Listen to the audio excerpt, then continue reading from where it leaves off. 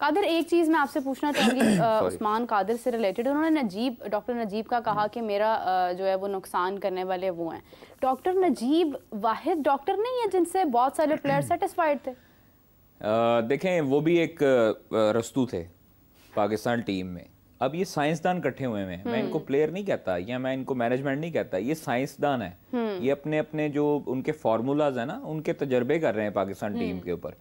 पहले गैरी ने किए T20 वर्ल्ड कप में, अब जैसन गिलेस्पी की बारी है, शान मसूद की बारी है, पहले बाबर और गैरी करते रहे। तो ये आहिस्ता आहिस्ता होते हैं। आपने डॉक्टर नजीब की बात की है ना, तो डॉक्टर नजीब ने मुतअद्दिद खिलाड़ियों के साथ इंजरी के मामले पर बड़ा जो है वो ख़तरनाक काम किया, और उनका बिहेवियर भी अच्छा नहीं था प्लेयर्स के साथ। प्लेयर्स ने मुतअद्दिद मरतबा उनसे नाराज़गी का भी इजहार किया, उनकी अच्छे तरीके से रिकवरीज भी नहीं हुई। वो कहते तो हैं, लेकिन जो हमें सोर्सेज बताते हैं वो कहते हैं कि प्लेयर्स इनके साथ खुश नहीं थे। उस्मान कादिर की जो फिंगर इंजरी का जो मामला था, जो हुआ था, क्रैक हुई थी, उसको भी उसने अच्छे तरीके से हैंडल नहीं किया।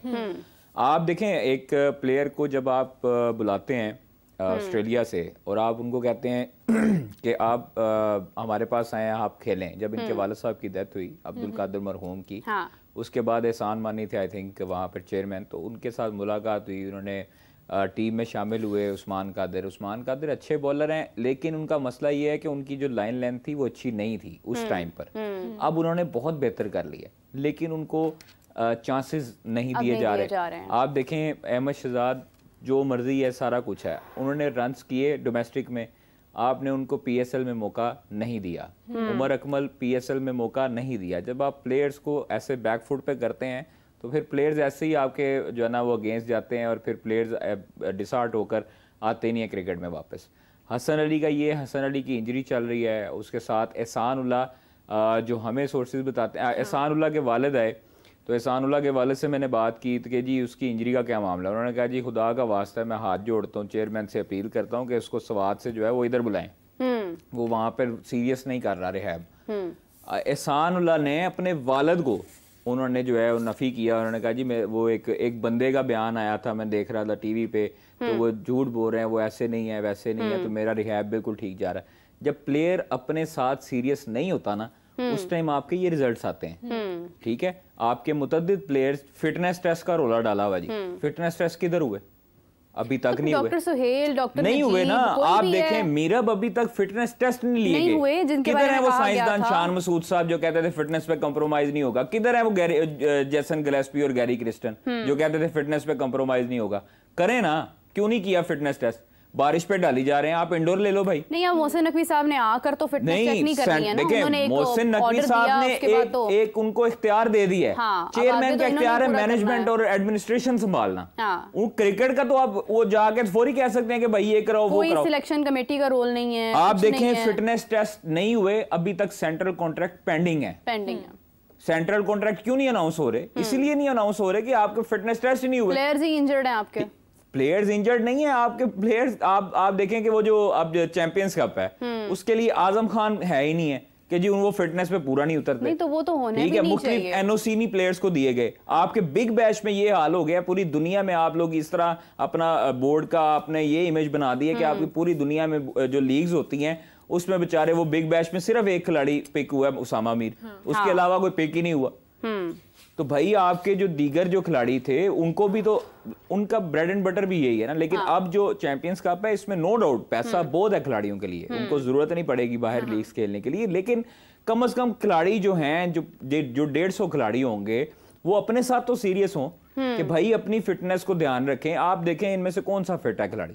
कोई भी नहीं। मुझे तो नहीं लगता कि कोई भी फिट है और उसमें आगे इनको जितना भी मिल जाएगा कादिर, सॉरी टू से, जितना भी मिल जाएगा ये फिर भी लीग्स खेलने जाएंगे, क्योंकि देखिए पाकिस्तान क्रिकेट बोर्ड ने बिल्कुल ठीक किया है। पाकिस्तान क्रिकेट बोर्ड ने तो शुक्र करें इनको 2 लीगों की इजाजत दे दी है। मेरे इख्तियार में होता मैं सिर्फ इनको एक ही कहता और पीएसएल खेलें और बाकी अपना डोमेस्टिक खेलें। आईपीएल के लोग खेलते हैं भारतीय क्रिकेटर, और कौन सी लीग खेलता है भारतीय क्रिकेटर, मुझे ये बताएं। अच्छा, लेकिन एक और चीज है कि अगर आपने पीएसएल को तवज्जो देनी है, आप चाहते हैं कि पीएसएल का लेवल जो है वो आप आईपीएल पर लेकर जाए, तो फिर उसके लिए खिलाड़ियों की परफॉर्मेंस भी मैटर करती है। अगर ये परफॉर्मेंस होगी तो पीएसएल भी खत्म हो जाएगी। एक चीज समझ नहीं आती है, आपने इंपोर्टेड क्यूरेटर मंगवाया बाहर से, ये वही क्यूरेटर है जो बांग्लादेश के अंदर बांग्लादेशी ग्राउंड की पिचेस भी बना चुका है। टोनी हेमिंग साहब ये आईसीसी की भी पिचेस बना चुके हैं, तजर्बाकार है। रावलपिंडी में हर मरतबा जो पिच थी उसको डिमेरिट पॉइंट मिलते थे कि वो नतीजा नहीं आता था, फास्ट बॉलर्स को बहुत रन कंसीड होते थे। आपको याद हो इंग्लैंड के खिलाफ पाकिस्तान और इंग्लैंड का टेस्ट मैच चल रहा है, इंग्लैंड ने पहले दिन 500 से ऊपर रन मारे थे पाकिस्तान को, पहले दिन 500 से ऊपर रन, ठीक है।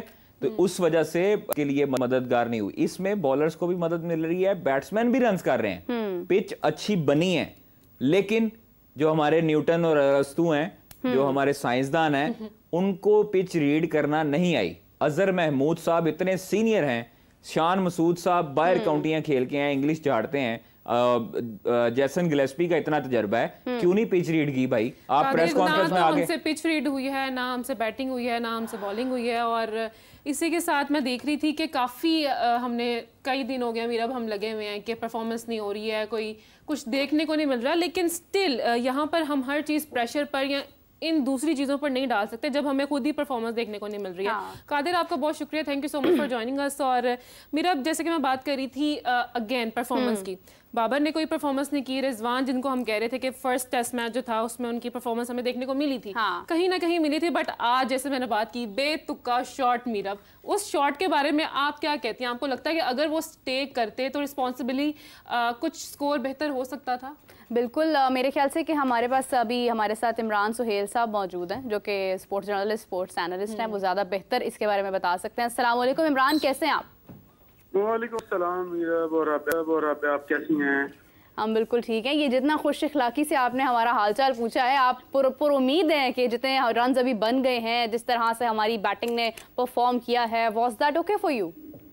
देखिए, match unpredictable cricket, unpredictable national team और अनप्रेडिक्टेबल हमारे प्लेयर, इसके बारे में मैं कुछ भी प्रेडिक्ट नहीं कर सकता। जो प्रेडिक्ट मैंने किया वो प्रेडिक्ट आपको याद, आपने व्हाइट वॉश प्रेडिक्ट किया, याद था, हमें याद था। यस। दूसरा मैंने प्रेडिक्ट किया था बाबर आजम फेलियर एंड अपने करियर के बहुत खतरनाक मोड़ पे उनका करियर, मुझे नहीं लगता कि इतनी जल्दी वापस आएगा। लोग बात कर रहे हैं विराट कोहली की, कि विराट कोहली, भाई वो विराट कोहली था जो वापस आ गया था, और उसको वापस आने की एक चाह थी। जिसको वापस आने की चाह होती है वो मेहनत करता है, वो लेफ्ट और राइट की पॉलिटिक्स से निकलता है, लाइकिंग और डिसलाइकिंग से निकलता है, यारी दोस्तियों से निकलता है और अपने साथ दोस्ती लगाता है। यहाँ बाबर साहब अपने साथ दोस्ती नहीं लगा रहे हैं, वो बहुत सारे मामलात में उलझे हुए हैं, तो उनके लिए बहुत बड़े मसाइल सामने आ चुके हैं। अब मुझे ये बताएं, जो लोग ये कहते थे टीवी पे बैठ के कि जनाब बाबर आजम किंग, बाबर आजम क्या बात है, इससे बड़ा बैट्समैन, या आपको क्या लगता है कि मगर मैं आप एक खातून होते वुमेन टीम में खेले ना, और आप मुसलसल रन करने शुरू कर दे और किस्मत की देवी आप पर मेहरबान होना, तो लोग आपको भी लेजेंड कहना शुरू हो जाएंगे, मुझे और कादिर ख्वाजा को भी लेजेंड कहना शुरू हो जाएंगे। जिस दिन मैं रन करने बंद कर दूंगा, जिस दिन मुझसे रन नहीं होंगे, मैं लेफ्ट और राइट अपना काम छोड़ के और दूसरी चीजों में इन्वॉल्व हो जाऊंगा ना, तो तब मुझे लेजेंड कहना लोग छोड़ देंगे। दूसरी कौन सी चीजें हैं इमरान? लेजेंड वो होते हैं जो मुसलसल अपनी गेम पर ध्यान रखते हैं, जिनको सिर्फ अपनी जो प्रोफेशनल लाइफ है उससे गरज होती है। नहीं, लेकिन इनका ध्यान कहाँ पर है? जैसे आपने बात की ना दूसरी चीजें, तो मीरा पूछ रही है वो दूसरी चीजें कौन सी हैं, ध्यान किधर है आखिर? अच्छा चले, अगर उनका फिटनेस लेवल ही, अगर मैं अभी बात हो रही थी, मैं सुन रहा था कि पाकिस्तान में फिटनेस लेवल है, आपको लगता है कि बाबर आजम का फिटनेस लेवल है? वो किसी भी तरह से आपको फिट प्लेयर दिखाई देते हैं, जितनी उनकी तौंद निकली थी है जब वो पहले रन करते थे, तो उनका तो बहुत फिटनेस लेवल मुझे खुद ठीक नहीं लगता। उन्हें चाहिए कि सबसे पहले उन्हें बाहर करें टीम से, ताकि भाई जाओ 2 साल फर्स्ट क्लास क्रिकेट खेलो और रन करके दिखाओ 1500 2-2000, वहां पर तो कर ही लेंगे वो, तो वहां पर तो कर लेंगे, पीएसएल में भी कर लेते हैं। इनको प्रॉब्लम तो इंटरनेशनल मैचेस में आती है। जब 2 साल टीम से बाहर रहेंगे तो 14 तबक रोशन हो जाएंगे। अहमद शहजाद की मुझे वो बात बहुत याद आती है कि बाबर आजम पेड कंटेंट चला के, अपनी पेड प्रमोशन करवा के लोगों से, मैं लोगों के नाम नहीं लेना चाहता, ठीक है, आप सोशल मीडिया पे पेड कंटेंट चलवा के अपने आप को किंग बना के, और आपका किंग कहाँ गया? आप देना उनको पैसे, जिनको पैसे दे के आप अपनी प्रमोशन करवाते थे, जो लोग आपके बारे में पता नहीं कहाँ कहाँ बैठ के बोलते थे जी इससे बड़ा किंग नहीं है पाकिस्तान में। नहीं इमरान देखें, बाबर ने रन्स किए भी हैं, बाबर एक बहुत अच्छे बैट्समैन भी थे, बाबर में पोटेंशियल भी था, लेकिन वो था कवर ड्राइव, हर चीज बाबर की बहुत माजी होता है। हाँ, एक वक्त था जब बाबर को किंग माना जा रहा था। कवर ड्राइव से मीरा सारी जिंदगी क्रिकेट नहीं खेली जाती, दुनिया पागल नहीं है। दुनिया के पास टेक्नोलॉजी है, वो अलग बात है कि हम टेक्नोलॉजी का इस्तेमाल नहीं करते। हमने जो बंदे रखे हुए हैं ना अपने साथ, जिसको आप कहते हैं एनालिस्ट, आपने बिठाया हुआ है, वो फाइनेंस की डिग्री लेके बैठा हुआ है, तो आपने उसको एनालिस्ट, डाटा एनालिस्ट बना दिया। वो जो फाइनेंस की डिग्री का माहिर है, वो आपको डाटा एनालिस्ट क्या करके दिखाएगा, क्या डाटा बताएगा? तनख्वाह बता सकते हैं वो तो इनकी। वो तनख्वाहें बिल्कुल, वो आपने हिसाब किताब करके बता नहीं दिया कि जनाब वकार की और इन सब की 50-50 लाख तनख्वाह लगा दें और इनके तो 6-6 करोड़ रुपए साल के बन जाएंगे, तो बस। अब मुझे एक समझ नहीं आती, जो मेंटोर लगाए हैं पाकिस्तान टीम के साथ, मेंटोर का जॉब क्या है? मेरे आपको भी समझना होगा, राबे आपको भी बात समझना होगी, मेंटोर की जो जॉब है वो जस्ट एक शख्स की सरपरस्त की एक जॉब है कि जब भी आप मैच खेल रहे हो और आपको आके मुश्किल वक्त में बता दें कि आपने ये करना है और आपने इस तरह से मैच को और इनिंग को हैंडल करना, आपको इस प्लेयर को खिला ले, दैट्स इट। एक तरह से कोच की रिस्पॉन्सिबिलिटी है ना आपकी, जैसे कोच होता है, आपको गेम प्लान देता है, आप में कोई नहीं, यहाँ पर थोड़ा ये लोगों को समझ नहीं आती। मेंटोर का काम कोचिंग नहीं होता। मेंटोर का काम जस्ट आपको गाइडलाइन देना है। जैसे मोहसिन नकवी साहब ने रखा था ना वकार यूनुस साहब को कि आप मेरे मुशीर हैं, तो इस तरह मेंटोर भी एक टीम के साथ ऐसे ही होता है। अगर वो कोच भी वो होगा और कोचिंग भी वही करेगा, तो फिर माजरत के साथ आपको जो 10 लोगों का आपने स्टाफ रखना है ना हर टीम के साथ, फिर उनके इतने बड़ा स्टाफ रखने की भी जरूरत नहीं है। अच्छा इमरान, यहाँ पर हम बाबर की तो बात कर रहे हैं, बाबर को हम देख रहे हैं, ठीक है, काफी टाइम से पिछले वो नहीं परफॉर्म कर पा रहे हैं, लेकिन रिजवान और सलमान अली आगा की जो परफॉर्मेंस रही है टेस्ट मैच में, उसके हवाले से आपकी क्या राय है? देखिए, मैं एक बात कहूंगा कि सलमान अली आगा ने 50 या 47 रन किए हैं 2 इनिंग्स, ठीक है, 2 इनिंग्स के अंदर उसकी परफॉर्मेंस है, नीचे से आके रन कर रहा है, रिजवान भी रन कर रहा है। आपको इन 2 लोगों के क्या मैच विनिंग रन नजर आ रहे हैं? नो, मैच विनिंग रन नहीं है ये। मैच विनिंग रन जब होते हैं ना, तो तब मैं कहता हूं इनकी इनिंग्स किसी काम की है। पहले टेस्ट में तो कैप्टन ने ही रोक दिया ना, पहले टेस्ट में तो कैप्टन ने ही जो है वो एक अच्छी बड़ी एक कामयाबी का और एक लीड का जो है वो गला घोट दिया। सवाल फिर मैं थोड़ा चेंज कर जाऊंगा इसको इस तरह से कि शान मसूद की आपने खुद ही बात कर दी है। शान मसूद प्रैक्टिकली कैप्टन ही नहीं है ग्राउंड के अंदर। अगर आपने पूरे मैच की विजुअल्स देखे हों तो बार बार कैमरा अजहर महमूद और जैसन गिलेस्पी पर लगता है। आपको प्लान दे के कौन भेज रहा है? कोच कि आपने सेशन टू सेशन चलना, और test cricket session two session चलती है। टेस्ट क्रिकेट आपको पहले प्लान से नहीं लेके जाना पड़ता कि हाँ तुमने ये करना और एंड तक यही करना है। अब हर डिसीजन अजहर महमूद और जैसन गिलेस्पी करेंगे ना, तो भाईजान एक और बढ़ावा ला कर रखते हैं जिसको गुड़िया कहते हैं ग्राउंड के अंदर, और जिसको मर्जी कैप्टन बना दे। फिर कैप्टनसी किस बात किया जब आप में डिसीजन मेकिंग पावर ही नहीं है? मोहम्मद अली को कैप्टन बना देना, खुर्रम शहजाद को कैप्टन बना दे, फिर वो ज्यादा अच्छी कप्तानी कर लेंगे। आई थिंक सो कि वो बॉलिंग अच्छी लाइन पर खुर्रम शहजाद कर रहा है, तो उसको अकल तो है ना। तो इसका मतलब है ना तो शान मसूद को बारी लेनी आ रही है। मैं कल भी एक जगह पे कह रहा था कि शान मसूद आपके लिए इतना बड़ा खतरा बन गए हैं कि ना तो वो एक ओपनर की जगह भी खा रहे हैं मेरे, ठीक है, एक कप्तान की जगह भी खा रहे हैं। एक कप्तान का मतलब है कि वो पूरी टीम को खा गए हैं, जिसको ये सेंस नहीं है कि उसने अगर ऑफ स्पिनर से आउट होना है, अगर लेफ्टी लगे हुए तो वो फिर सलमान अली आगा से पहले बॉलिंग क्यों नहीं करवा रहा? वो पहले बॉलिंग करवाया सलमान अली आगा ने, एंड पे लगाया उसको, जाके उसने 2 आउट कर दिए। और हर कप्तान को ये पता होना चाहिए कि उसके प्लेयर के अंदर क्या एबिलिटी है, क्या स्ट्रेंथ है। ये नहीं पता होना चाहिए कि ये शाहीन शाह अफरीदी गुस्से वाला है, नसीम शाह गुस्से वाला है, ये मेरी बात नहीं मानता। तो गुस्से वाले तो शान मसूद भी थे। शान मसूद भी एग्रेसिव अप्रोच के साथ जाते थे, अब एग्रेसिव से हटे हैं तो अब बिल्कुल ही स्लो हो गए हैं। अब उनकी टीवी पे शक्ल मेरा ख्याल देख लेना, मुझे मस्कीनों से कम शक्ल नहीं लगती जब वो प्रेस कॉन्फ्रेंस पे बैठे होते हैं, और जब वो ग्राउंड में उनसे कुछ परफॉर्म नहीं हो रहा होता, इट्स सेल्फ परफॉर्मेंस तो उनकी अलग है। उनके कैप्टन एज अ कैप्टन क्या वो लीड क्या कर रहे हैं? गेम प्लान या कुछ नहीं है, अवेयरनेस नहीं है।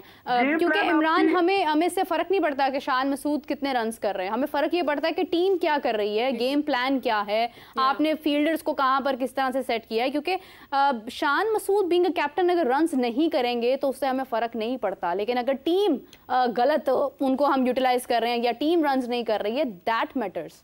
बिल्कुल एग्जैक्टली। देखिए, कप्तान अगर जाएगा अपने बॉलर को एक टारगेट देगा और फील्ड सेट करेगा और उसको बोलेगा कि इस लाइन पे बॉलिंग करते रहो।